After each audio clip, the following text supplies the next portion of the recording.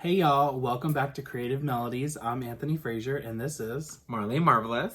We are going to be reviewing a new album today, and this time we're going to be reviewing Ariana Grande's slightly deluxe, but also an additional song because it just came out, album for Eternal Sunshine. How are you feeling? I mean, listen, I absolutely love this fucking album already, so I just cannot fucking wait to even review this album because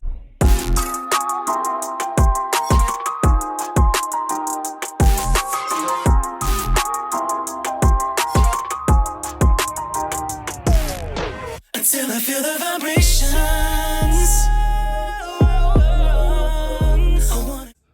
probably one of her best albums. Wait a minute, I don't know if I can say that because there's also Thank You Next. There's also fucking Positions. I know everybody didn't really like Positions as much, but y'all can sit the fuck down because I did. Every single track was birthed from pureness, okay? So I don't give a fuck. Positions is that album, and if y'all really want to get technical with it, Ariana helped birth my song Vibrations. Positions and Vibrations, they actually have like a little mix that I like to do. But anyway. Listen, okay, I actually do love this album. What is it? I think this is definitely one of my favorite Ariana Grande albums. Honestly, I think this is probably one of the only Ariana Grande... No, wait, that's a lie. I was gonna say, it was the only Ariana Grande album that I've listened to entirely. That's a lie. I totally forgot I did listen to Thank You Next entirely. And I've also heard Positions because of you. Because I made sure. Yeah, because you made me, so. I made fucking sure. No, I mean, I don't know. I really like this album. I feel like, to me, I think this, yeah, I have to say this is probably my favorite album by her. Wow. I love the journey it takes you on. It does take a journey. There's definitely a story with this, and I'm glad that she fixated the album to a movie already that kind of depicted that there was going to be a journey, but it necessarily does not take that same journey, which is what I love. Like, this album takes on its own journey, it tells its own story, and somewhere along the lines, Eternal Sunshine does have a bit of a plot in it, especially if you go off of the second music video, We Can't Be Friends. But I feel like all the music videos at this point kind of play on other movies or music videos from other artists. Yeah. I don't know if you guys know this, but a little bit tidbit is... you love to do that. A little tidbit that is there is the first music video is actually more so positioned to the Paula Abdul music video that she has. So that kind of pays homage to that. And then the second music video, We Can't Be Friends, pays homage to Eternal Sunshine. The third music video for The Boy Is Mine pays homage to Catwoman, specifically the Halle Berry version, which is the... I know y'all are gonna hate me, but I love that fucking movie. That's my opinion! I don't know why people hate it, but Halle Berry killed that fucking... I don't care about anybody else who've ever played the fucking Catwoman. God damn it, Halle Berry won that fucking... I swear to God. She's the only Catwoman for me, okay? I will say for me, I do like Halle Berry's version. Mm-hmm. Yeah. I was like, why can't I see? She's that bitch. I do like her version. Who was Michelle Pfeiffer? Listen, Michelle Pfeiffer, wasn't Eartha Kitt? Yes, Eartha Kitt was actually first. Yeah, Eartha Kitt was the first one, I believe. Eartha Kitt did fine for me. I know that everybody's like, oh my God, she's the one. Or they say Michelle Pfeiffer. I honestly like Catwoman being played by Halle Berry. I don't know. There's just something about her that, like, I feel like it's more relatable and more like femme power. You know what I'm saying? Yeah. It's less like playful sex thing. It's more like, I'm a badass bitch. I know it. And I'm just gonna run these fucking streets the way I should. Yeah.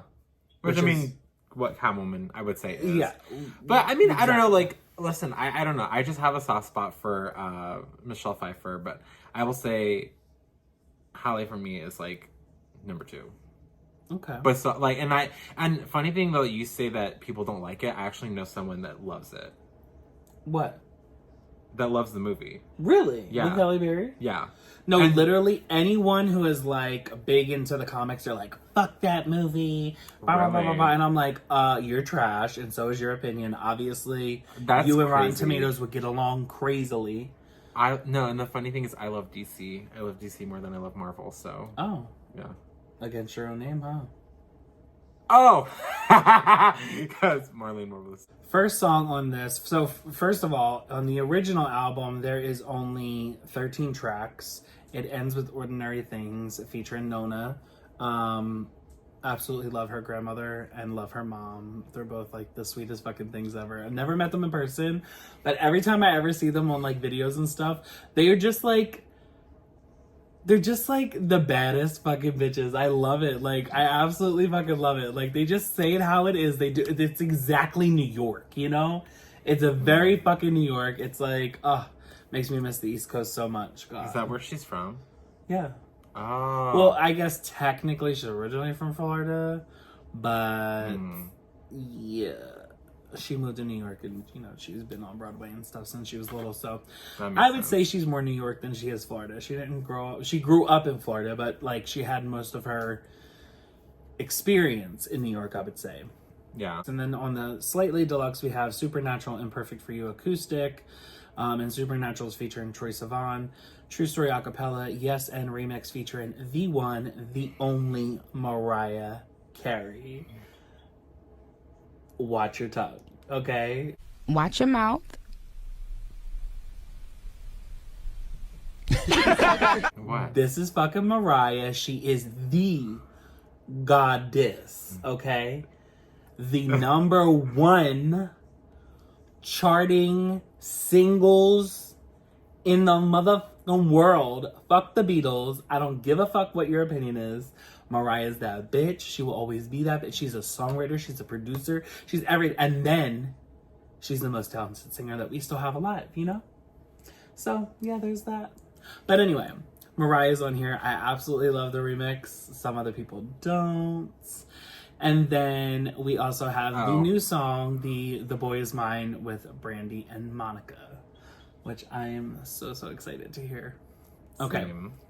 So let's start at track number 1, which is Intro, End of the World. Period.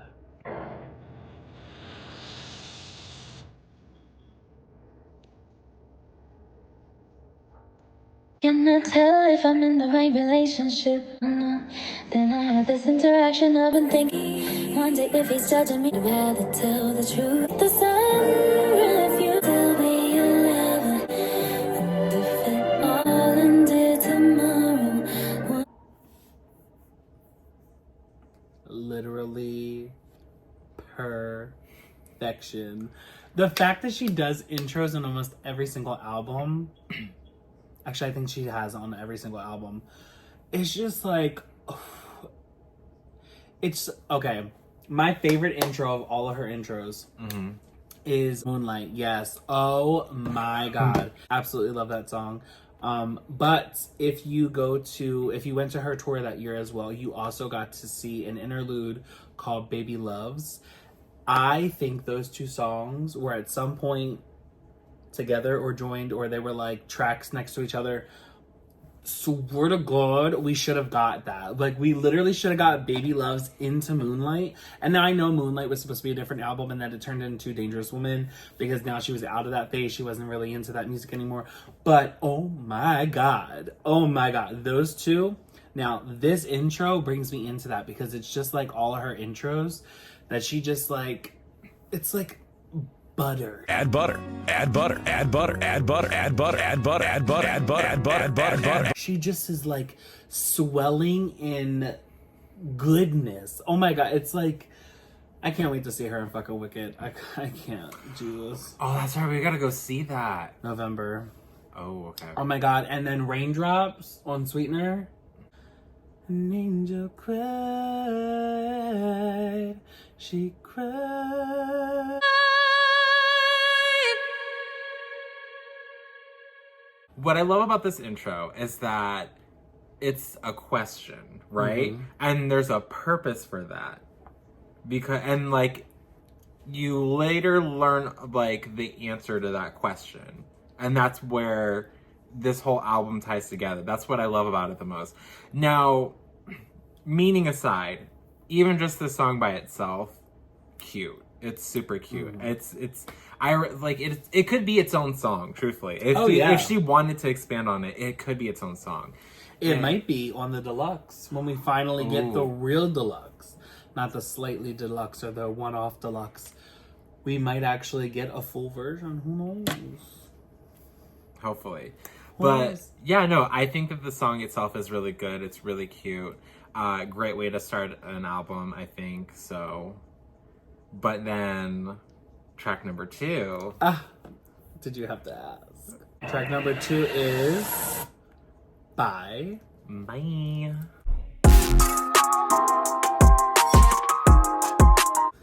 And here the story starts.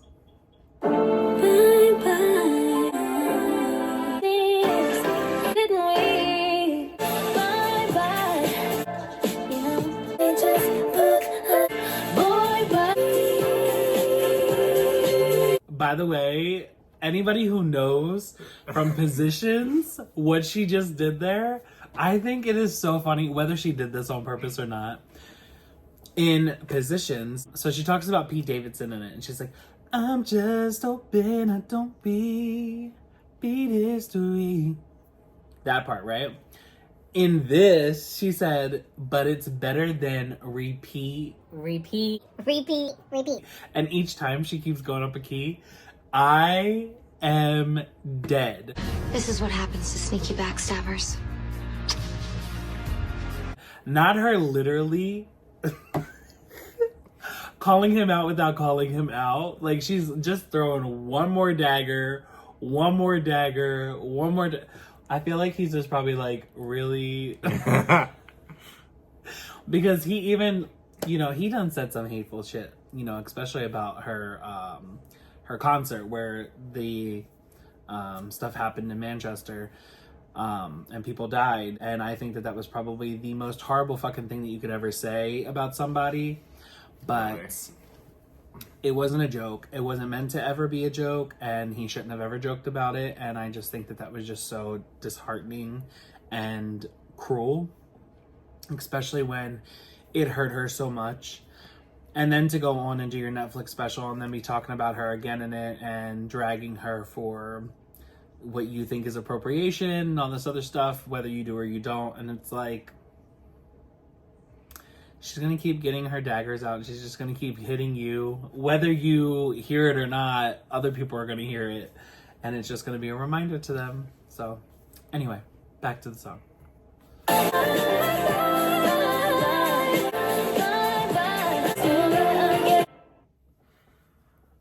So good. Now listen, okay. Intro aside, this even like if you don't count the intro, And this you being start here. yeah, like Way to open the album. yeah, for real. It's kind of like Shut Up. Yeah, I was gonna say or what is it? No, it's more like what's after Shut Up? 34 plus 35. Yeah, Yeah. that's to me what it's kind of like. But I mean, I don't know. This sounds very interesting because you kind of have this like you hear that like cop like bad, like what I'm talking about, like Bad Boys, like the song, like that's kind of like what you're kind of hearing with this. It's like slightly like, I don't know, 70s influence. Oh, that whole album is 70s and 80s influence. Oh well, yeah. You could definitely tell more 70s than 80s. It's like late 70s around that time. Yeah. You could tell that it's definitely like flower power type music, Hippy dippy, trippy song. but more modern. Yeah, Which is very on brand for her. so on brand. So on brand. I mean, she has literally made herself into her everything.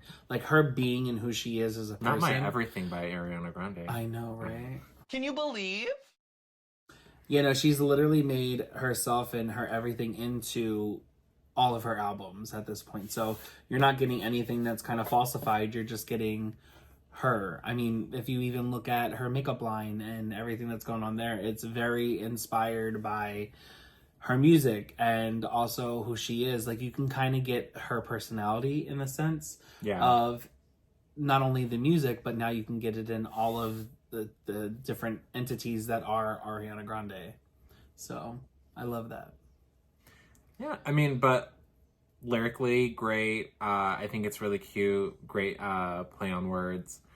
Oh, I guess we didn't really rate the intro in this song. I mean, intro for me, it's like, what, 9 out of 10? I was going to say it's like an 8 for intros. If I'm going off of like all her intros, it's like an 8 for me. Okay. I mean, I think it's just cute. It makes me want more. Yeah. That's the thing. It's an intro that makes me want more of it. So and it's an intro, so you can't really like. Right. But I don't know. If it was its own song, I think it'd be really cute. As far as for Bye, 8 as well. Yeah, I'll give it an 8. Mm-hmm. I think it's an 8. It's cute. Definitely sets like kind of a good tone. Yeah, a good tone. But it's also very interesting because like you start off with a question again, and then it's like it seems it's almost like you have the answer. Mm-hmm. But as you keep going on and listening to this album, it becomes something even bigger until like the end. True. Yeah, no, I love the song. Any other thoughts about this song for you? No? All right. I think we can move. I mean, honestly, hold on, yeah. From the technical side of this, I love the production. The production is fucking phenomenal. You can tell that she's working with Max Martin, who is probably like the god. I absolutely love him, especially when it comes to pop music. The writing, the way that she writes, it's so weird because Victoria Monet and Tommy, they both, when they worked on songs with Ariana, you could really hear the influence of them as an artist in her music. So from the Sweetener album into Thank You Next, into Positions, you really heard that. And I was kind of scared not getting those writers on this album because I was like, are we going to hear the difference? Yeah. You know, I'm thankful that I guess Ariana's been around them enough, or this is actually just part of her personality, that it didn't really change that much. And now seeing that they're all friends, they probably vibe the same way, you know, and they probably get along because they like a lot of the same things. But yeah. I just really, really love the writing on this and that it didn't change too much. It's definitely different than Positions, and it's different than the other albums writing-wise. But I also feel like the Ariana-isms and the mannerisms in her, not only her vocals, but how she delivers a line and her little like punches, you know, like they're her little like gotchas, you know, they're still there. Yeah. Oh, well, the ad-libs. That's an ad-lib, right? Yeah. Anyway, so yeah, the next song. Track number 3, Don't Want to Break Up Again. Every day I take a shower, I listen from track 3. No, I'm kidding. I listen from track 3 to track 9, or I listen from track 5 to track 10. I literally try to time myself when I'm in the shower with those songs. Anyway. Run, more sleepless night. Ooh, wanna do, no, don't wanna keep breaking you. I made it so easy, but you didn't even try. You fall with your head. I wanna fall with your head. Wanna break up again. Can I just say how much I appreciate her not out singing or over singing certain things? Not that Ariana Grande ever over sings like Christina Aguilera, but she usually, you know, she can do it. So she goes on the runs and she takes whatever she needs to do. She's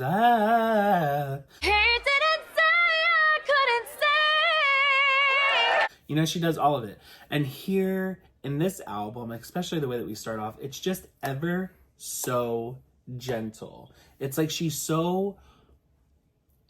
trying to give us not only the emotion, but she's trying to deliver her thoughts, her feelings, the anxiety, the stress, the everything that she's going on with. They ask you how you are, and you just have to say that you're fine when you're not really fine, but you just can't get into it because they would never understand. And she's giving us the runs. She's giving us those vocal moments, but she's doing it in such a subtle way that you're like, hold the fuck up. Did she literally just hit us with that run? Like the one run in the middle of the song? I was like, she was like, and she just kept going on. I was like, go ahead, girl. Go ahead. Literally went into the next verse. What is it? For me, it's very interesting to have to like listen to this as like a fan. Just because, again, this journey that you're going on with this album, like, bitch, are you ready to cry? No, not Okay, yet. I was Not like, yet. please don't. Yeah, not yet. No, there's a lot of like accountability that you can hear being taken. You know, it's like, I don't know that I would say that it's backpedaling. I think it's more like it's recertifying. It's like when you leave somebody and you're like, you think, what was I doing or what was I thinking, you know? And then you run through the pros and cons of why you left. Like there's the list, you know? Yeah. And I feel like this was her list. This was her, I don't want to break up again. I don't want the situationship. I paid for therapy. I was the one who did all the, you know, self-reflecting and the self-fixing, and you did nothing until it was too late. Of course I'm not going to come back. You know what I'm saying? Like, and I think that this was maybe derived out of a phone call or like a text message like, hey, can we try? Like, I really want to try. And it's like, well, I'm already gone. It's too late. You can't try now. You should have tried when we were in the relationship. And I can relate. what would you give this out of 10? Probably an 8.5, almost a 9. Just because I just love the song. I love the journey it goes on. I love the writing. I love the production as well. I love the subtleness to it and the softness. It just all makes so much sense, you know? Yeah. Yeah, I'm gonna have to give it an 8.5 as well. Yeah. All right, on to the next song. And the next song is an interlude. It is Saturn Returns. Track number When we're all born takes around about 29 years. Floating along, Saturn comes along. It's time for you.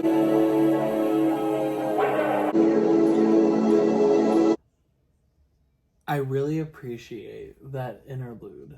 And I'll tell you why, because you're not there yet. But there is a point in life when you are leaving your 20s and going into your 30s. And this point for me was probably between the ages of 27 and 30 itself.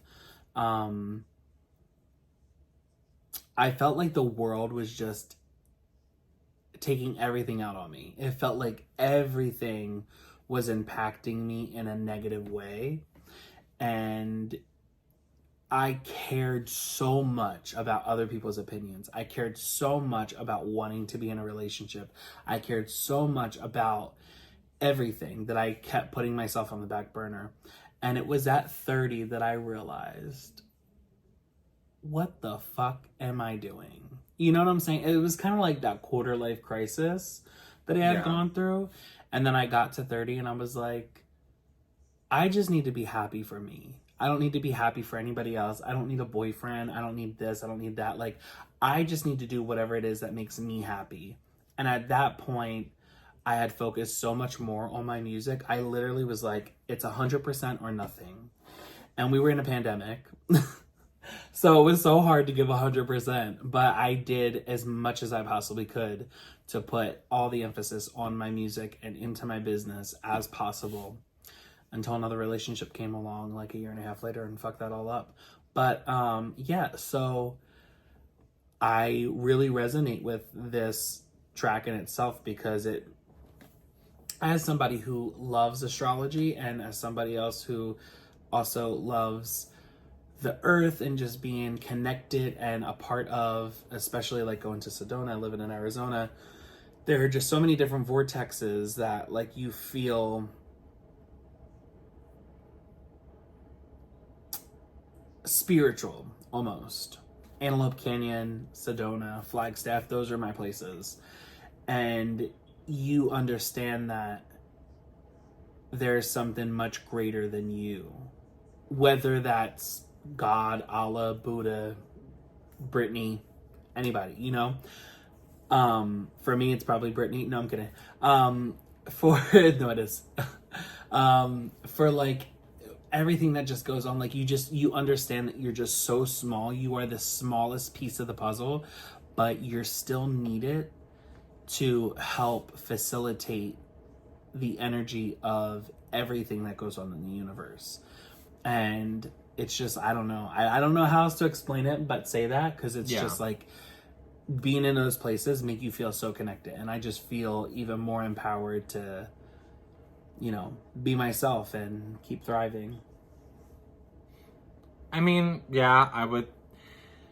It's weird because like I am 28, so it's like obviously I expect this feeling's probably gonna hit soon. Hopefully. Which one? What? You don't feel like you're at your midlife crisis already? Or quarter life crisis? I felt that. I felt that 10 years ago, so. But you're at a point where you feel like things aren't getting better, they're just getting worse, right? And like you're like in like a mundane spot. Well, right now, yes. Like, that's the thing, like, I guess in a way what I'm trying to say is it's like what you're describing and like what you felt and what you're like, what you went through. It's like, I guess in a way, like, I'm just kind of like, it almost feels like I'm just waiting for like the answer to just like hit, you know what I mean? Or just it finally like clicks in your brain, like just like, oh, duh, you know what I mean? Like, it's just like that aha moment. And that's the thing that I just feel like, I'm still kind of like waiting for in a sense, because I guess it's just like, I can sit here and I can say for myself, I could talk to like 50 different people or even 100 different people, and they all give me. Come on, Gaga, give it to us. I know. It's like there's 100 people in the room. I was like, do I just quote Gaga? There can be 100 people in the room and 99 don't believe in you, and you just need one to believe in you, and that was him. No, but I feel like if I talk to like 100 different people, right? They all give me their opinions on like maybe a certain subject or something. I feel like a lot of the times I find the same answer, which is just be patient, you know, don't force anything, and everything comes in time. Yeah, and like that's, and it could be about any situation. It could be about success, goals, career, money. It could be about love. It could be about failure. Just anything, you know. That's the thing that I've just noticed, is that it's just a matter of kind of riding the wave and just being able to, I guess, work with whatever is thrown at you. And maybe it's just because I'm an earth sign, and so we're more like, yeah, we're very much that. So right. It's just very interesting to see like how my life is going right now and how I'm trying to navigate through it. So yeah, I mean, I guess, like I said, I can, or like what you were saying, I could appreciate the message of that interlude, and what it's meant for. And again, like the journey of this album, now everything kind of takes a turn for this point of the album, because then now we get into this next track number 5, right? Yeah, track number 5, Eternal Sunshine, the title track of the album, which I feel like also helps, like, this, I think Ariana said it in an interview, which that I think this is the song that helps, like, paint the picture of the album. I would also say it's the trajectory point where, like, it starts to flip, you know? Yeah. And things start to heal at this point. Yeah. I really appreciate this song, which is also another reason why I start with this song when I'm in the shower sometimes. You know, it's either 3 or 5 where I start, but Is this like what you listen to as like an affirmation almost for yourself? I don't know that I'd say an affirmation. I would just say I like the way that the mood switches between track 5, 6, 7, and 8. I feel like Yes End is in the wrong place. I feel like We Can't Be Friends could have just been in there, right above it. But yeah, I feel like those songs, 5, 6, 7, 8. And what? No, I feel like those songs just really they shift the mood so differently, but you're kind of like understanding what's going on. You know what I'm saying? Like each of them take on their own journey. They're their own songs, but it's just, I don't know. Yeah. It's just such a journey for me, and like those songs just really kind of like get me set for the day. I don't know if you guys can tell this one's an earth sign, but I am a Pisces, so we're very emotional. I'm a Pisces sun, a Scorpio moon, and a Libra rising. And I'm a Capricorn, and then my rising and my moon are both Aries. So watch the fuck out for that. Yeah. Because this bitch is just nothing but fire and dirt, okay? So... Sorry. And lava. No, bitch, you're not lava. Lava will cool the fuck off at some point. You just keep going. Anyway, here we go. I don't care what people say. Truth I've not yet. So now we play a separate sunshine. So I close in the movie. Now you got me feeling looking in the mirror. This bridge is everything. The fact that it changes up is just so... It's like ever so slightly. It's like, I know the dance move, I'm just gonna do it. I'm not gonna go too crazy on it because I could, because I'm that fucking good. But she just like, it's like, hey, It's like, it's just, it's such a good moment. Anyway, here we go.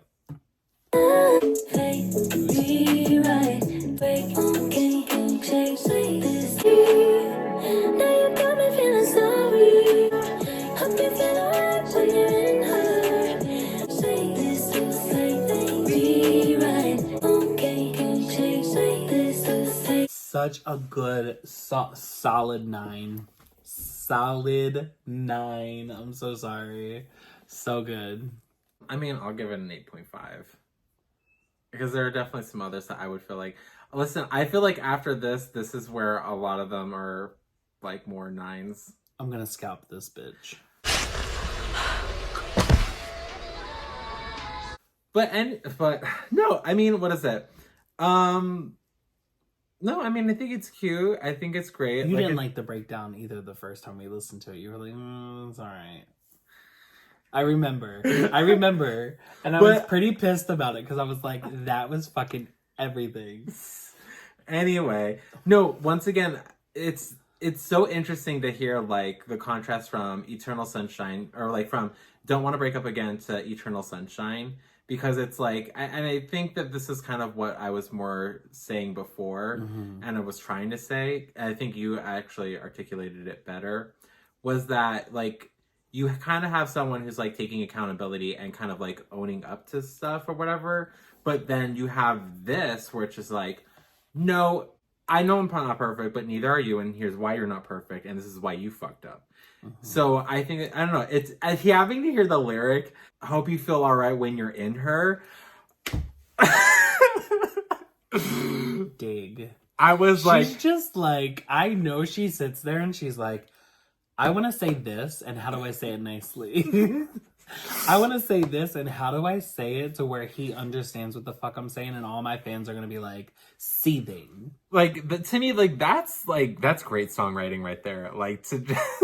Yes, it is. Stuff like that. That to me is just like, I live. Because then she switched up in, I think, like the second chorus, where it was like the first chorus, it was like, pre-chorus. I think it was the pre-chorus, right? Where it was like pre-chorus first was like, you know, I know she's in my bed.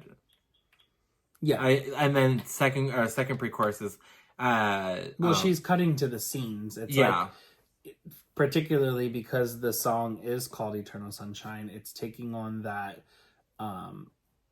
cinematic scene, that film of like play by play, scene by scene by scene. So she's trying to draw out the scenes of like, I know what's happening in this part of the movie, and I know what happens in this part of the movie, and then I find out what happens in this part of the movie. It's a general breakup. It's the process of life, of what it goes through.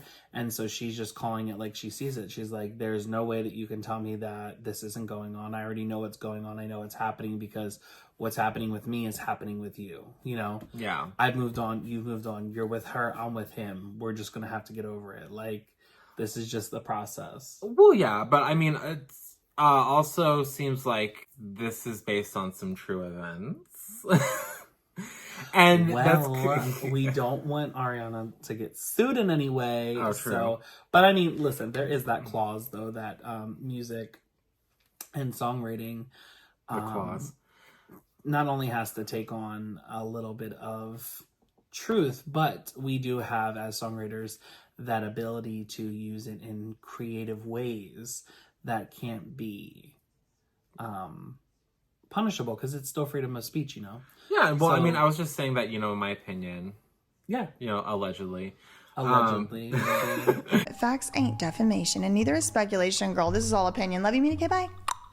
But also, let's talk about the fact that the album itself and the song is all based on the movie Eternal Sunshine of the Spotless Mind. Mm-hmm. Movie about Jim Carrey, Ariana's favorite actor. Mm-hmm. About how a man discovers that his girlfriend went to go get her memory erased of him and has no recollection of them ever being in love, so he does the same procedure. And from what I was reading, it seems like... You never seen the movie? Nope, never saw the movie. Wow. Well.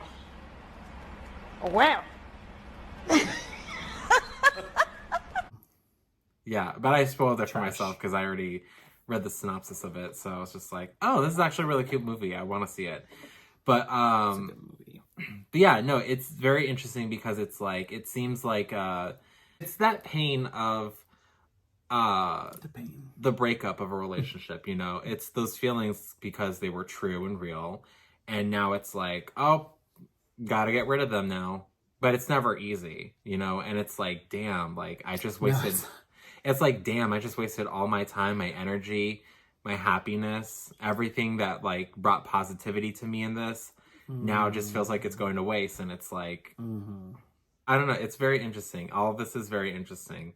And then now cut to, again, the storytelling of this album. Now cut to track number... My second favorite song. Actually, it's honestly, this song and True Story fight for number one in my book.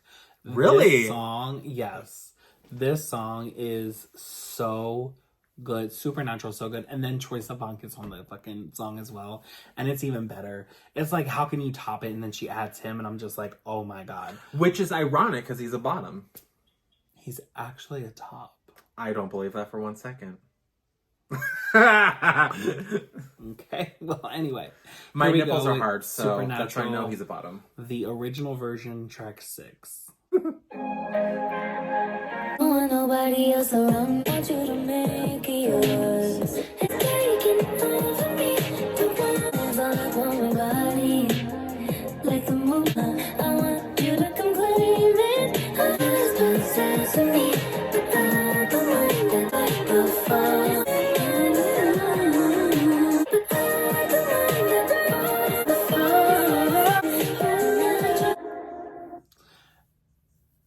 To me, I know she said that it's The Boy Is Mine, but to me, this song is Fantasize. 100%. Because I think we all know what she's talking about. I want him to put it in and on me. Oh, you nasty. Hands up all of my body. Like the moon needs the stars. It's like the songwriting in this. First of all, I love how she just reaches back and touches on her previous shit. You know what I'm saying? Like Moonlight, how she just how I want your hands up on my body like the moon needs the stars. She's putting the REM, she's putting the beauty line, she's putting everything is just coming together. It's like interstellar. You know what I'm saying? It's just like it all is just so cohesive. It's like she can't fake that this isn't part of her personality. She just intermingles everything together at this point. I absolutely love this song. I love the production. It is definitely 100%. This is a Max Martin song. Like 100%. Like I thought you were gonna rate it. I was like, this is my all-time favorite song. One of my all-time favorite songs off the album. So this to me is a 10. I'm definitely gonna give it a 10. So sorry for anyone who thinks less of it, but you're wrong. You are dumb, unattractive, overweight, unworthy, untalented. I give this song a 9. You're trash. Yeah. No, I do like it though. I really do like this song. What is it? In the pre-chorus when she goes up in octaves, I was like, ooh, I really like that. I will also say this. Mm-hmm. I feel like this is also, you start to hear a more clearer voice in her. Like her voice is a lot more easier to understand than some of her previous work. Well, okay, so I'll tell you why. So she is a Broadway singer, right? She grew up on Broadway. She definitely did all the show tunes. So if you're listening to like her first album and you listen to Popular, you can definitely tell where she's enunciating all her words. She's very clear. You can hear everything. That is the stage presence. That is everything. Been there, done that. Was in musicals as well. So you have to enunciate differently, right? When you're singing pop music, it's more about bending the words to fit the song itself. Yeah. Right? You're bending the word to the melody of the beat. You're blending them. So like, no, I don't even mind at all. It's like supernatural.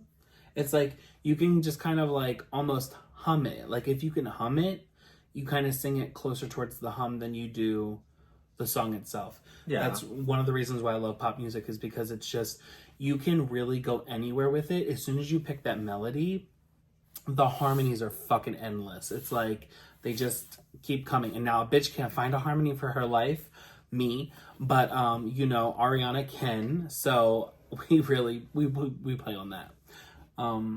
But yeah, I absolutely love this song. Supernatural is everything. I can't wait till we get to the remix. I will also say, again, allegedly, in my opinion, I think it's just very also interesting how the story now is progressing from, I wasn't even going to bring him up in this. I'm not saying no names. Redhead. I wasn't saying that. I'm not saying no names. What I'm just saying is, it just seems... Shush. Shut up!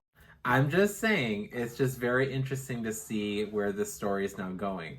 To me, like, again, I'm just painting the picture in my head of how this story is for her and maybe what it would relate to her. Again, just as a listener, because obviously I just feel like maybe these songs come from, somewhere deep within her. I just think that, like, it's just interesting how this story progresses in this album at this point. On to the next. Track number 7. True Story. Another one of my favorites.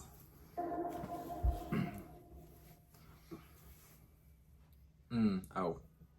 This is a true story. Not what I want. I'm feeling if you need me to. For the chemistry's turning like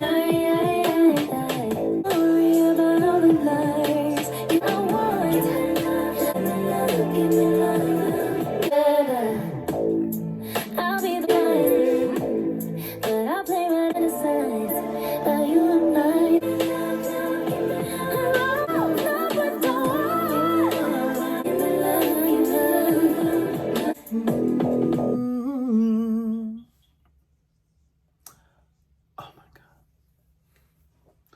song is way too short. I'm sorry, it's way too short. I hate that it's so short. And it's so funny too that we get Supernatural, and I say that Supernatural is more the fantasize, and then we get this, and she literally says fantasize in the song. It's just like, and I love when she's like, I'll be the villain if you need me to. I'll be the bad guy if you want me to. I already know that you're preying on my demise. Like, she does not give a flying fuck what is about to happen for whatever that it is that she's gonna do. She's like, you know what? Say whatever the fuck you want, because I could care less. I'm gonna live my life. I'm gonna put this where it wants to be. And that's what the fuck it is, okay? Damn. So you said this is a 10 out of 10 for you? Oh yeah, 100%. I didn't even rate it, but yeah, you already know. 10 out of 10. Okay. I was gonna say, for me, this is a 9 out of 10. No, I love it. Basic bitch. I just think that there's other songs that are better that I would listen to on repeat. There's literally one song. There's on this album. 2, and now there's kind of a 3. But that we're gonna get into that one here soon. But like, we already know, bitch, you're wearing the makeup. Oh, well, I mean, yeah, but that's not what I'm saying. But what was I gonna say? You will start to learn that this bitch is a one-trick pony. She literally likes one type of music, one type of artist, one type of thing. That is it. She says that the boy's mind is her fantasy or fantasize, whatever. Mm-hmm. To me, it's true story. Mm-hmm. Just because it's the attitude. Because I think, because that was the thing, hearing the demo of Fantasize or Fantasy. What was Fantasize. Having to hear the demo of Fantasize, I was like, oh, like, no, like, this is definitely more of a bad girl kind of track, right?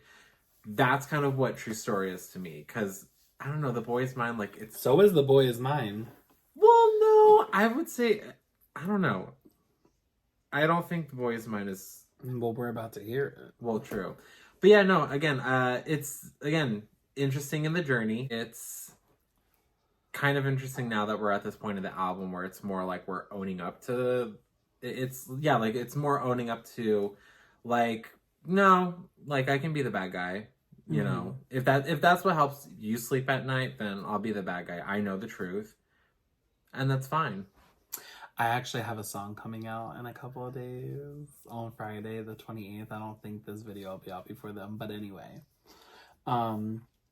if you are watching this video, just know that on Apple, Spotify, and wherever else you want to stream music, I have a song called What If I featuring Lepre, and I wrote this song back in 2022. Yeah, 2022, because I was working at Carvana. I wrote this song while I was sitting at my desk one day, and I just was very unapologetic. I was like, I will be the villain. It doesn't matter. This What If I is kind of like my Supernatural.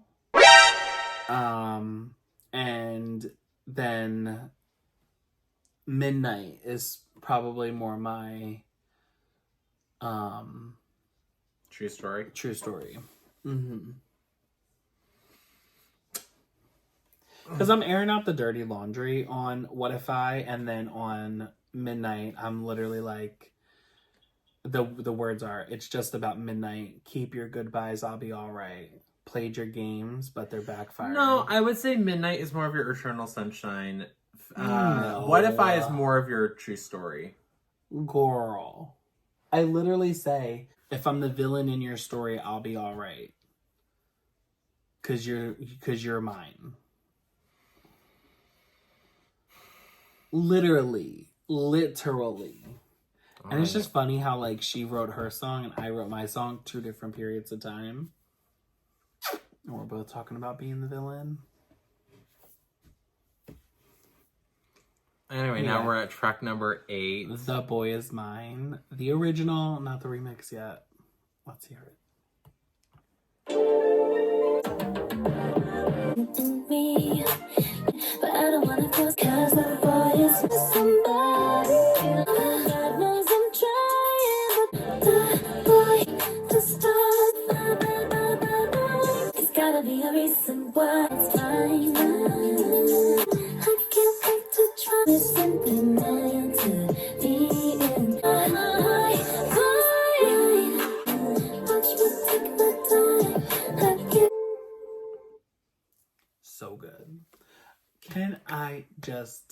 say, I did not like the song at first when it first came out. Not to be homophobic, but gay people. Okay. Really? I did. It was the slowing down in the chorus on "The boy is mine." And then it picks back up. I was like, what was the point in slowing it down just to pick it back up? And I felt like she was trying to go for the like interpolation of the actual song "The Boy Is Mine" by Brandy and Monica, but it's like she couldn't necessarily say it like "The boy is mine," you know. Yeah. She slowed it down to like the almost the same BPMs. "The boy is mine." It could have been like the harmony to "The boy is mine," but anyway. I wanted to give a little bit of history on these songs. "The Boy Is Mine" by Ariana Grande is a song that is an interpolation from Brandy and Monica's "The Boy Is Mine" of the same title, which was created back in the late 90s, early 2000s with Dark Child, which that song is actually a response to Michael Jackson and Paul McCartney's "The Girl Is Mine." If nobody knew about music history, here is one for you. Mitochondria is the powerhouse of the cell. I love Michael Jackson, so when I heard Michael Jackson's version and then Brandy came out with hers in the 90s and I was old enough to like really comprehend what was going on, I think it was like 7 or 8, I was literally living my best life. Because I was also watching Moesha, so it was like everything, you know. Me and Brandy was like this tight. She is the mother I never had. She is the sister everybody would want. She is the friend that everybody deserves. I don't know a better person. I will say, like, I really appreciate how this song has traveled decades. Like, this song started from Michael Jackson. So Off the Wall came out in 79. This came out in 82. So this traveled from the 80s to the 90s to the 2000s to the 2010s to the 2020s. We're now 5-6 decades later. It's been 84 years. And this song is now, like, just traveling through different hands. It's like the message is still there, and it's gone from 2 people battling to now still 2 people battling, but you're really only getting like one person's perspective in this, you know, like you're not getting that perspective that Paul McCartney and Michael had or that Brandy and Monica had. But now it's like on the remix, like, oh, I can't wait till we get to the remix. Oh my god, I'm just literally dying. Anyway, I give this a 9. Oh wow, I give this a 9.5. Yeah, I give this a 9. The Boy Is Mine. I wasn't impressed with it at first. It's now grown on me a lot. Yeah, I give this a 9. Yeah, no, this is a... That was very pretty of me to do. I give this a 9. That face. So now we're at track number 9. Yes. And the original... I fucking hate this bitch. Not you, Ari. This one. The fake one over here. This bitch.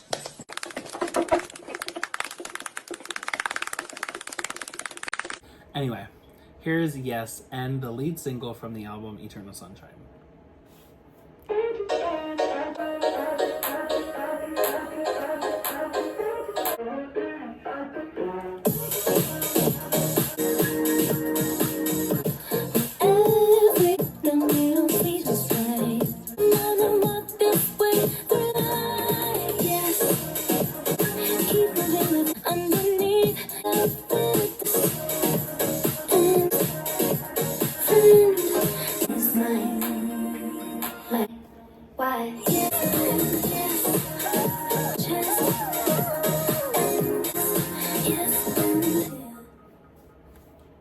So good. so, so good. Okay, so let me just say, when this song came out, I was just so prepared for like Beyonce's Renaissance, but in a much gayer tone, you know? Ariana was gonna give us her fucking greedy, she was gonna give us her hand clapping, she was gonna give us the fans, she was collecting the gays, okay? Gonna give the gays everything they want. That's what she was doing. She was gonna collect the gays. The fact that this song does not make any fucking sense. Well, technically it does for the writing, but this song does not fit on the album anywhere.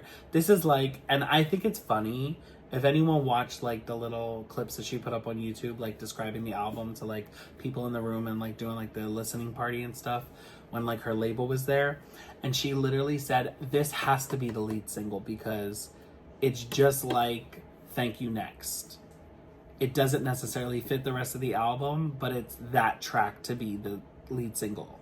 That makes so much fucking sense for this song because it does not really fit the album, even though lyrically it does, but the vibe, it doesn't. It's just so different. It's so like 80s house dance, you know? Boots the house down. Yas Queen, Skinny Legend, Versace boots the house down. Slay Queen, Hunty Mama, and Oop Daddy work. Charlie XCX, snatch my wig. I'm kidding. But it's just... I was so prepared for a different album when I got this. I was like, I have to listen again because I was not paying attention. I didn't have the ears on for the album. I had on my party outfit and I was ready to dance and vibe the fuck out. And I was waiting for those runs like Cozy on Renaissance. Girl. Anyway. Alien Superstar. I mean, like, the list can go on. My God, the runs that could have happened. Anyway, Ari, when you do the next album, maybe we can get that. Maybe we can get the Club Hoppers. Hopefully you're still not in your emotional bag, because I feel... But I don't want to be. Get me out. Like, you save me. So where do you get this song, Ben? 9.5. I really like this song, but I would say 9.5. It's there. It is there. It has all the makings. It is the lead single quality. I probably would have picked True Story or Supernatural as the lead single, but also the next track is just so fitting. I probably would have picked the next track as well, because the next track is just a 10. I'm sorry. Yeah. The video had me fucking crying like a baby. This song is a 10 out of 10 for me. I remember... Typical bitch. I remember when the song came out, like, we were so hyped, and we were just like... We were literally sitting in the car, and we were just like... After, like, the first 15 seconds were just like, okay. And then the second that the beat dropped, we were just like... we already knew. This is gonna go number 1. The gays are gonna eat it up. And it did. Vegas, let me hear y'all make some noise! Yeah, no, I'm a sucker for 90s house music. Typical. And... Typical drag queen. Well, I will counteract on you with what you're saying about how this doesn't fit the album. In a way, yes. I guess sonically it doesn't. You know, the music, and I don't think it definitely fits on this album. Mm-hmm. It is in a really weird spot. But I also can hear, like, again, the storytelling for me in all of this, in this album. To me, it fits because it's like, you know, breaking up with someone and then debating on whether or not it's my fault or your fault, but realizing it is your fault. You fucked up. You did things wrong. Finding someone, you know, playing the bad guy, you know, being the bad girl. Now it's like, you know, having to hear the backlash from it all. It's funny that you... Because, I mean, I did say that. I did say sonically it doesn't fit, but writing-wise it does. Lyrics-wise it does. But it's funny that you said that you feel like this is like from like the ex in the breakup, you know? Mm-hmm. Because I feel like this is allegedly in our her opinion, response to the girl's man she stole, you know? I feel like that's what it is. Why do you care so much whose dick I ride? But I also feel like it's to the general public, like, get the fuck out of my business. I don't give a fuck. And this happened. Yes, and So? No, I'm saying What now? I mean, what else? I lick the fucking donut. I, you know, have people carry me around for a joke. Like, it's just like, she's just so tired of the gossip and the bullshit at this point that she's just like, yes, and move on. Say your drama. Say what the fuck you want. Stand 10 toes on it and move the fuck on. Like, because I could care less. So now, we need tissue. Tissue. For the next song. Track number girl, 10. I was like, what the fuck? Anyway, this song is a 10 to me. Yeah, I honestly, we don't even need to say why. It's a 10 out of 10. The music video is perfection. And I just cry every time I watch the music video. So we won't be watching that, but we're just going to hear it.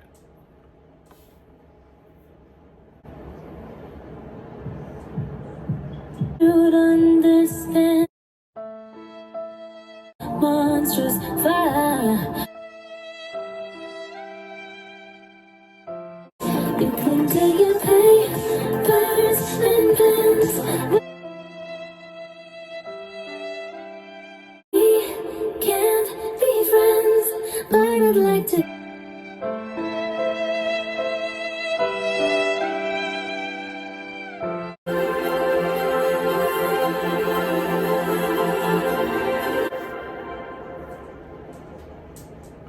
I literally watched that music video in my head the entire time. Who do you picture when you're listening to that song? I think it was funny when I remember like listening to this the first time. It was like, and like watching the music video too. I think I clocked it. I was like, this sounds a lot like Robin's Dancing on My Own. There we go. It sounds a lot like Robin's Dancing on My Own.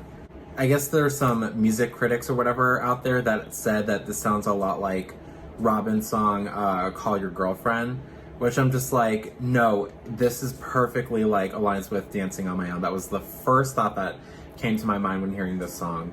You can actually sing Dancing on My Own with this literally song. Yeah. Literally.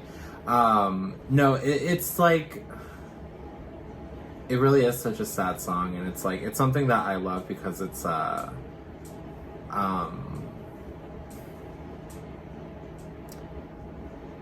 you're obviously connected with it emotionally.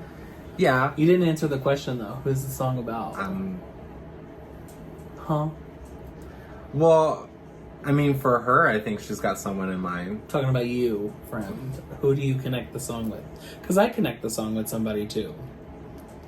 You know, I have a specific person that is an ex of mine that I can connect this song with. I honestly feel like We Can't Be Friends is probably something that a lot of us had said to our significant others when we've left the relationship. You know, sometimes there are people that you can be friends with if you're that kind of person, or if you're able to rehabilitate. But some people can't, you know, some people, they're just not meant to be a part of your life. There's actually a Medea movie that I watched. I think it's actually in the play of the fourth movie. I don't know, I forget which play it is, but Medea talks about a tree and how people come and go in and out of your life like the leaves of a tree, or the makings of a tree. Some of your friends are like the leaves. They will wither away and they will, you know, fly away through different seasons. Some of them will be there for a week. Some of them will be there for a little bit longer. And then you have people that are like the branches of the tree, which, you know, some of the branches are very sturdy and some of the branches are not as sturdy, and you think that you can trust them, and you go out on those limbs and they break, you know, and obviously you fall and they can't be trusted. And you being the trunk of the tree, you also need to make sure that you have the most crucial part of the tree, which are the roots. And those roots, if you find yourself like 4 or 5 people that can really be the root to your tree, that get all the nutrients and the water and the supplies that you need to make that tree grow, the tree will be successful. And it will have a long life that it'll continue to live. So I think a lot about,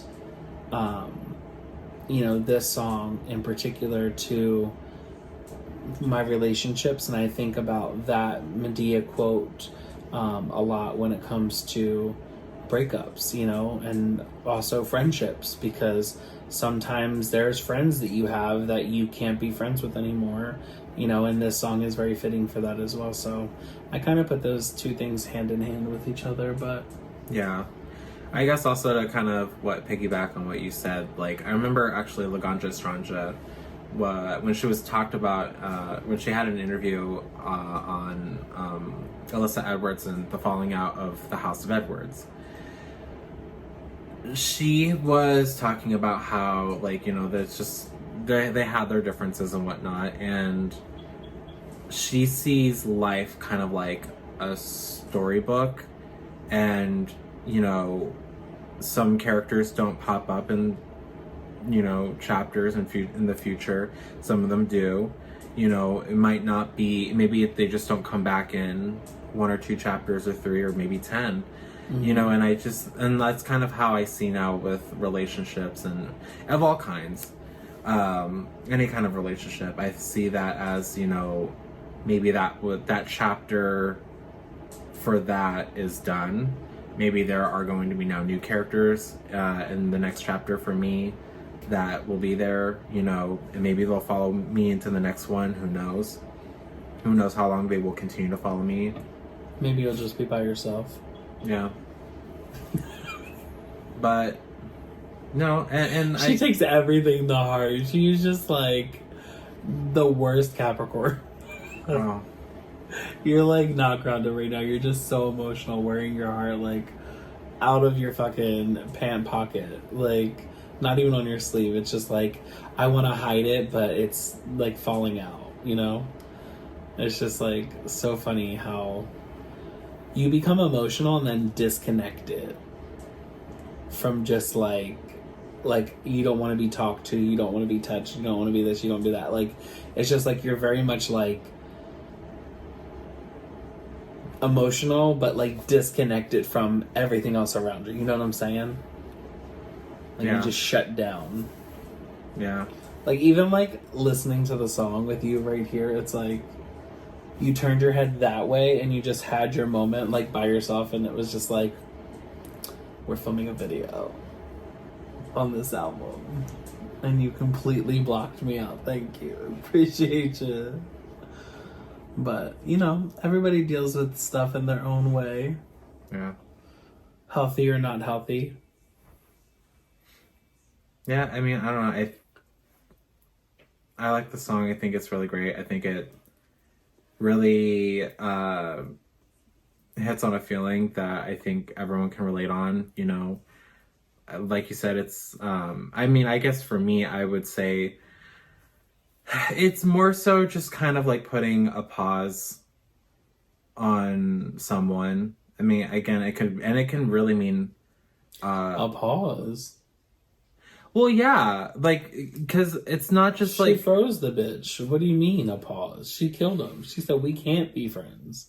Not maybe in the future.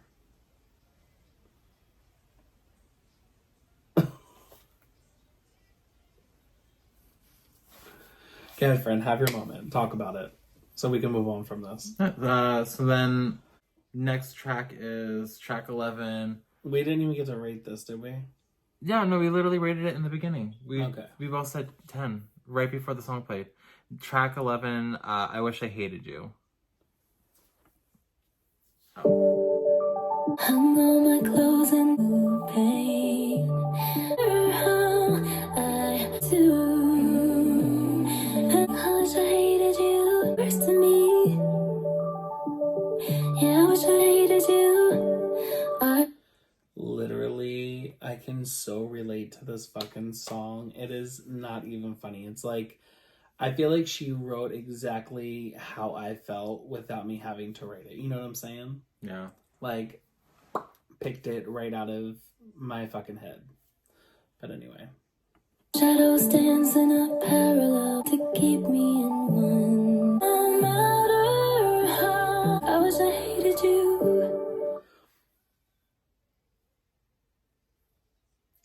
That fucking moment, when I heard that in the car,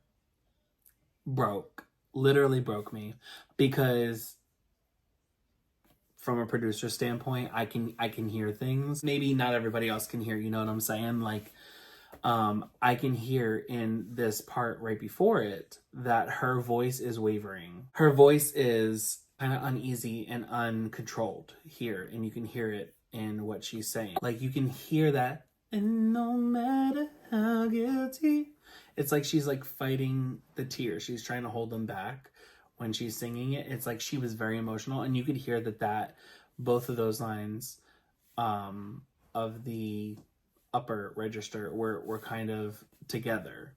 The reprise notes that are secondary, those were created afterwards. You can hear that they were more after. So she most likely ran with a whole take through and cried on that and had some emotional moments on that, and they were like, let's go ahead and punch in where we can and kind of fix it, you know?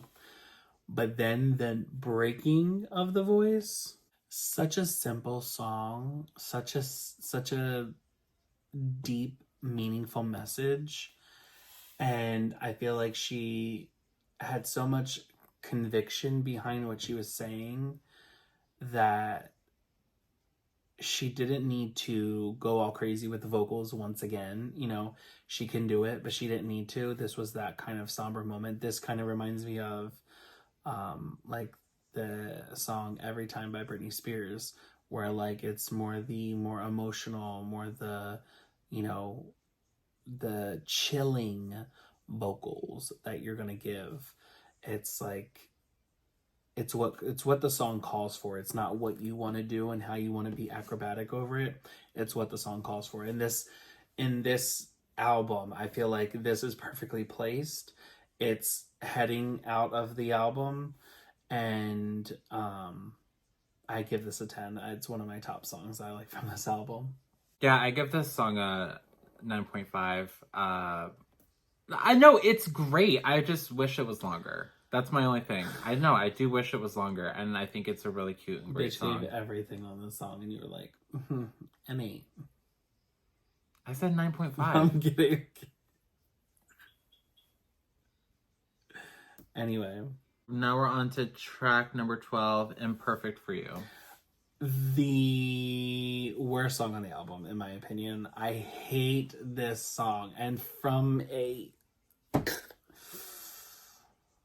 production standpoint, the fact, and I get it, I know, I understand it's meant to be like that, but the fact that there's things in here that are imperfect, okay? Like, I get it, it's part of the title, but like the guitar in itself, it pisses me off. I really...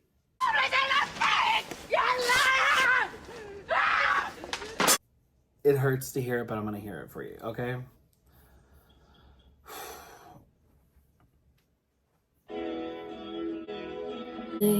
Come take my love. You know what it sounds like? It sounds like a warped record.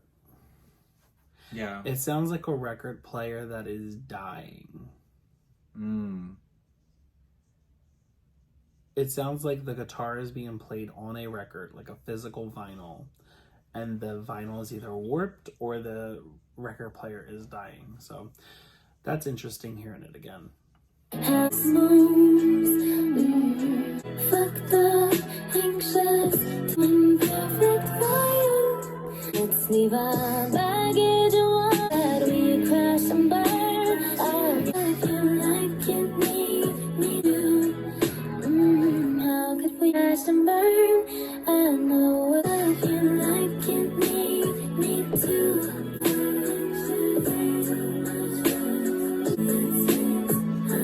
like the writing on the song. I like the way that the song's being sung. Production wise, I don't really like the sound of the warping or the guitar or whatever it is that's being played. I really don't like that. I don't like that effect. I get that it matches the song it's supposed to be because it's imperfect for you. It's supposed to be imperfect and show the beauty behind it, but it's not pretty.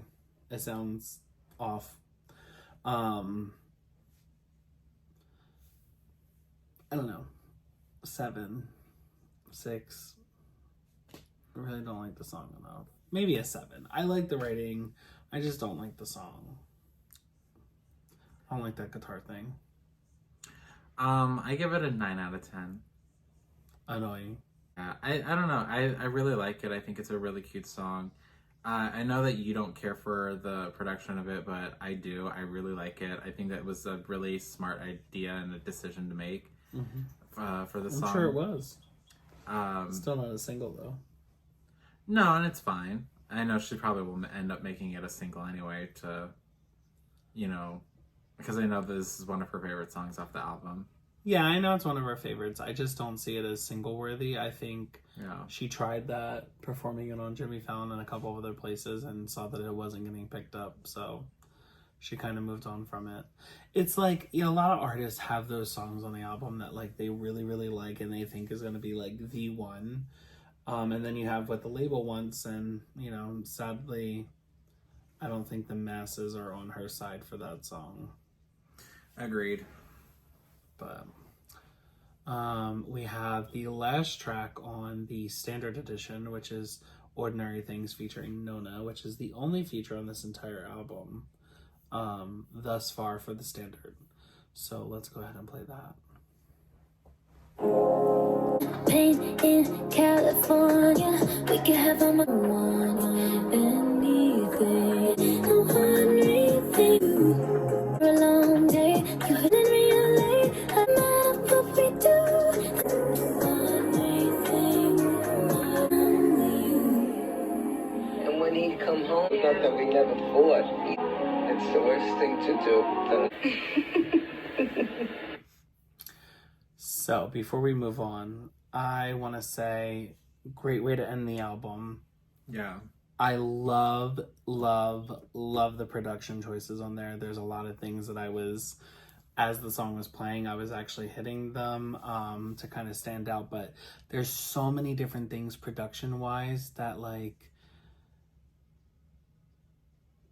oh my God, it's just, it's so perfect. It's like she says the word hit and then all of a sudden it hits, and then the beat drops and then there's more that comes in and it comes into play. And it's just like, production wise, it's just so clever and so perfect how it is. It's like the makings of a perfect pop song, but this is kind of like the early stages of how the pop song gets birthed. You know what I'm saying? Like it's kind of like when you're in the studio and you're creating it, and it takes on different forms as it starts to grow up to be the song that it's supposed to be.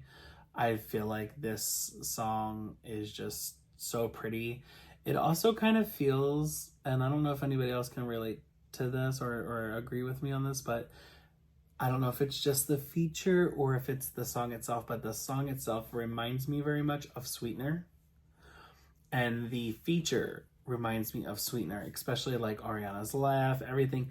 They all kind of sound like the audios were from the same time. Even the song might have been written during that time and was supposed to be on Sweetener, but didn't make it and wound up being a song from this album. Yeah, I really do like that song. Great way to end the standard edition. Yeah, no, I agree. I think it's a really great way to end the standard edition, and it kind of goes back to like the whole message and the whole like story of the album. It's like, again, you start off with a question and then it ends with an answer. And what I also like about this song is that you're getting knowledge from not only someone who is, family, someone, but it's also knowledge from someone who's more experienced in life. And love. Yeah, and has dealt with a lot more in those things. So it's like, it's very like, what is it, nice and I guess you can say like humbling in a way. This next song is the first bonus track. It's called Supernatural, and it's kind of funny how they don't go in order from how they're actually placed on the album. So I don't know if that is supposed to be that way, if Ariana made that in that executive decision because that's how she heard them coming back. But it's just funny to me how like they don't necessarily appear in order with Supernatural and Perfect for You, True Story, and then Yes and Remix. So it's kind of weird how it trickles back in. Anyway.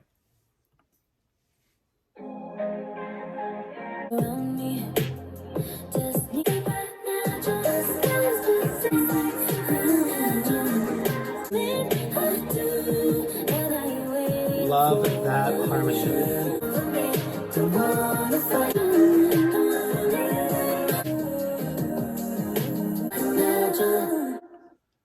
Absolutely love it. I love the original. I love the remix. I think he added so much more to it. There's just more of a what? No, go. I feel like he added so much more to it, like the harmonies and the choices that he did. Also, you know, his part was rewritten, and I found out not by him. So that's just really funny. Like I love his part and I love what he did to it. I love all of the choices. I literally can't get over all the harmonies. 10. It's still a 9 for me. What is it? I just think he made it gayer. Something to stab you with. Yeah, no, I don't know. I just think he made it gayer, but like... Hey, listen, I loved it. I thought it was great. But I'll hold your hurt. How could I leave you not complete? I like the acoustic a lot better than I like the actual version of the album. But yeah, I don't know. I like this version a little bit better. So I'll probably give this one like a 7.58. Wait, what? Hold on. Wait. Say that again? I'll probably give it like a 7.58. 7.5/8. Oh, okay. Girl. Together. I would say that this for me is, I'll actually give it an 8.5. I don't know. I like the original more. I don't know. I felt like if it was going to be an acoustic version, I felt like it could be stripped just a little bit. Because I could hear like a random, like, kind of, oh my god, what are they called? The things that make that noise? Like, I could hear that. I was like, why? I don't know what you're talking about. But yeah, I don't know. I just think that the original was a little bit better. Okay. The next song is True Story. I love the song. This is just the acapella. I think it's great. I love hearing all the vocal choices. I love hearing the harmonies. I love hearing the melody itself and the structure, the arrangement and how she layered her vocals.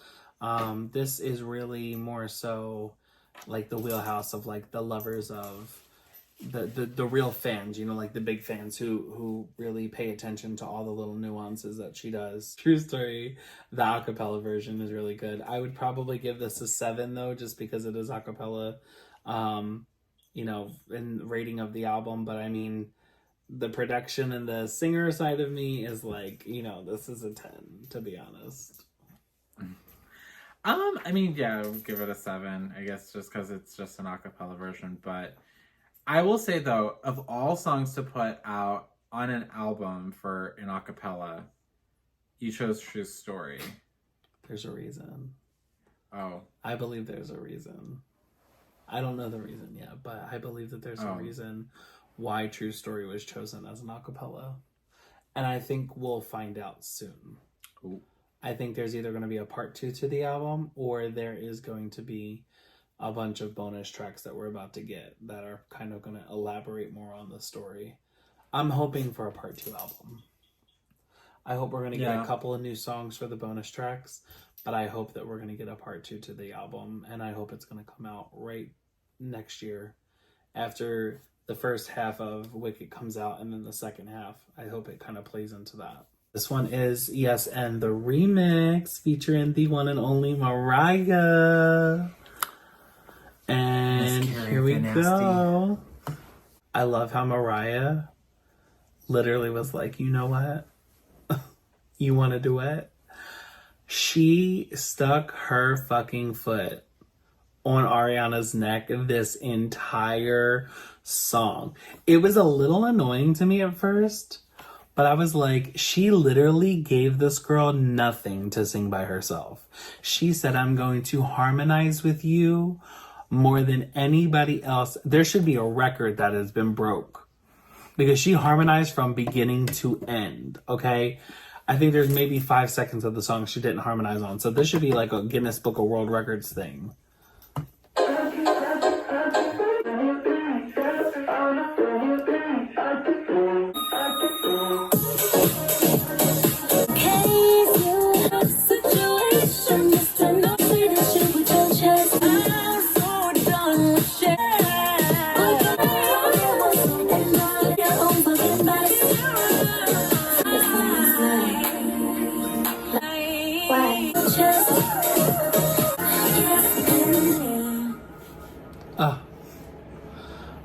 Fucking phenomenal. Like, literally, I love that song.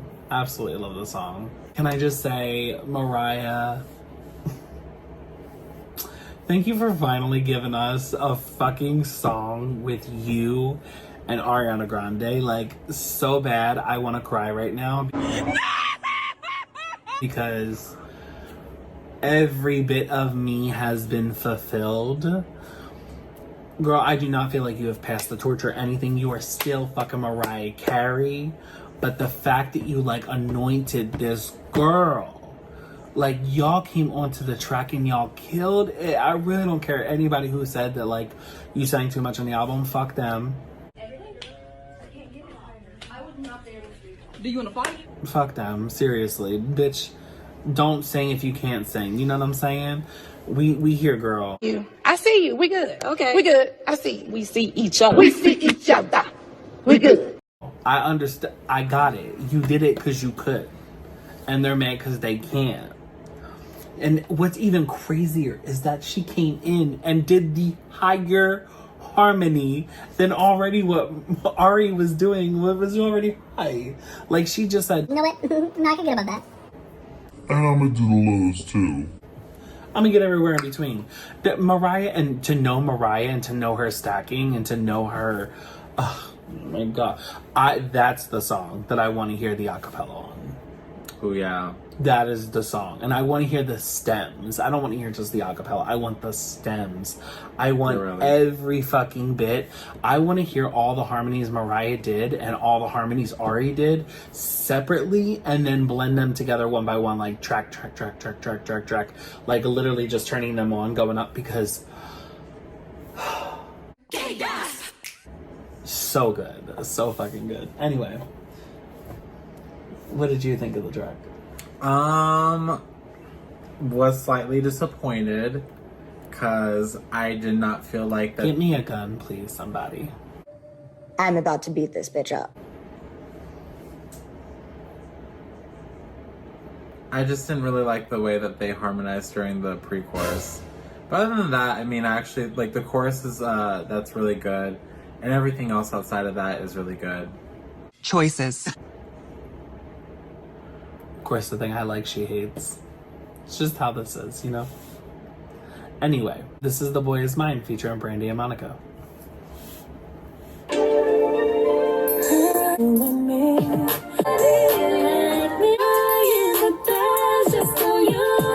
The fucking runs. Literally.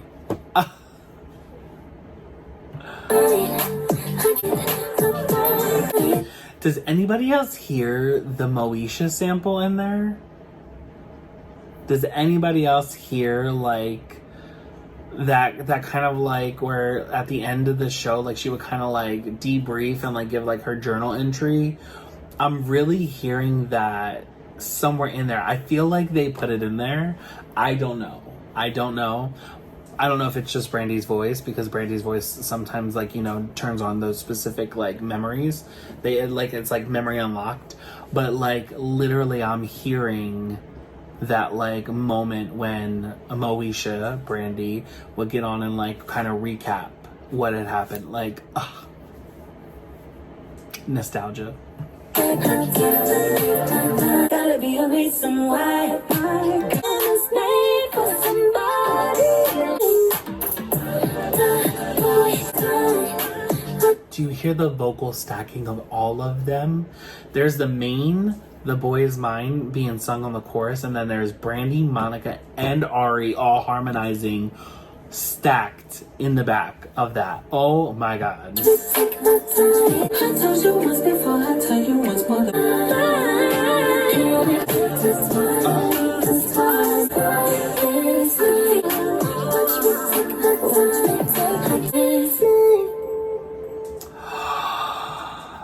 Okay, so wait a minute. That just happened. Remember in the car? Okay, so I don't know if anybody knows this, but you're gonna get a little bit of tidbit right now, right? So there is two versions to The Boy Is Mine. There's a difference in the ending. So in the ending, you'll either get The Boy Is Mine that ends like this. See how it just ends with Ariana Grande, right?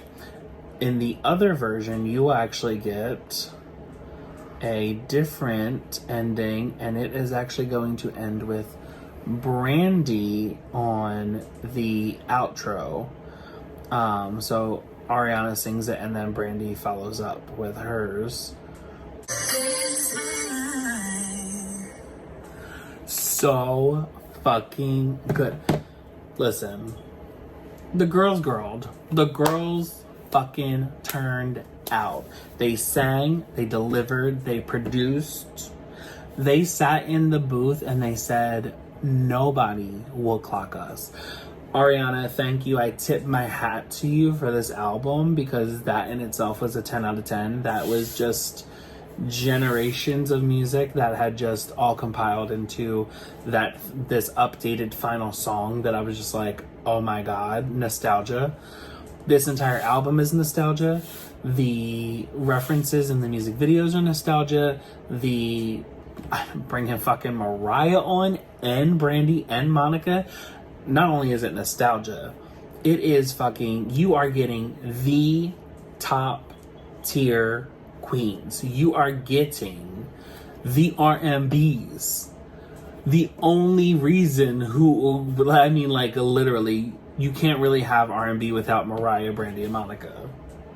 You can't. I mean, I'm just like, you're getting the OGs, and Brandy and Mariah, with the stacking, with the harmonies, they are the ones to go to. So, girl, amazing. The whole album, amazing. One of your best pieces of work. And I am so excited to see what happens with this deluxe album. If we ever get it, and hopefully soon. Oh, I think we're gonna get it.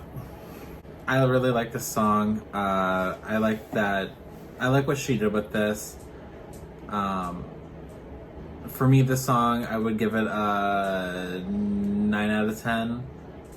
What was I gonna say? Actually, no, 9.5. As far as for the album, I will say, yeah, no, best work ever. 10 out of 10 for me. Love it. There's a lot of bops on here. A lot of bops. And the journey that you go on, like, listening to it, like, I live for it. Yeah, literally. Absolutely love you guys. Thank you guys so much for having us in your living room or your car or your, break at work, long lunch. Thank you guys for watching our channel, and thank you guys for supporting us. And make sure that if you want to continue to support us, you can always like, subscribe, and comment below, and let us know what other albums you think that we should go ahead and review and listen to, even if we've already heard the albums, because we're going to be doing them for Britney, she is my goddess, and for Gaga, which is, you know, her goddess. So we're going to be going through all the albums, all the bops, all the who's, what's, when's, where, how's. And yeah, we're going to get some people together for this Fandomonium too, so that you guys can hear some behind the scenes stuff and some things that maybe I didn't touch on. I tried to keep a lot of it out, but I also had to like put some things in as well. So we will see you guys soon. Bye.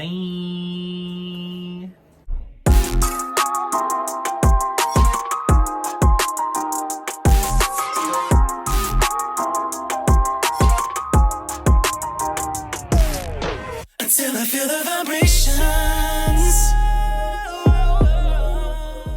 Hey guys, thanks for watching our video. Be sure to keep watching. There's plenty more videos to go through. Plenty more. Go check it out right now.